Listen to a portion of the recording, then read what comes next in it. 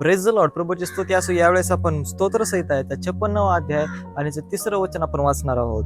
मला भीती वाटेल तेव्हा मी तुझ्यावर भरोसा टाकेन. स्तोत्रकर्ता दावीद या ठिकाणी परमेश्वराला म्हणत आहे की ज्यावेळेस मला भीती वाटेल त्यावेळेस मी तुझ्यावर भरोसा टाकेन. आज आपण आपल्या जीवनामध्ये देखील भीती वाटत असताना किंवा आपण एखाद्या गंभीर सिच्युएशन मध्ये असताना, गंभीर परिस्थितीमध्ये असताना आपला भरोसा कुणावर आपण टाकत आहोत?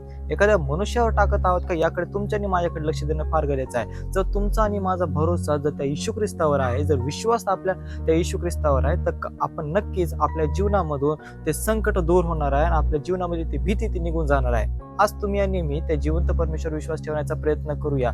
आज तुम्ही आणि मी त्या जिवंत परमेश्वरावर पूर्णपणे भरोसा ठेवूया, जेणेकरून एखाद्या मनुष्यावर न ठेवता तो जिवंत परमेश्वरावर विश्वास ठेवूया, जेणेकरून आपलं जीवन आश्रित होणार. तो जिवंत परमेश्वर आपल्या सर्व संकटातून, सर्व भीतीमधून दूर करणारा परमेश्वर तू आहे. प्रार्थना करूया.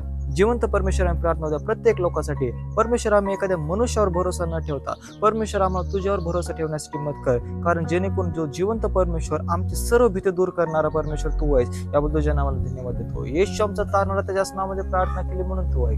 आमेन. जबाब करो या वचनाद्वारे तुम्हाला आणि मला आशीर्वाद प्राप्त हो. आमेन.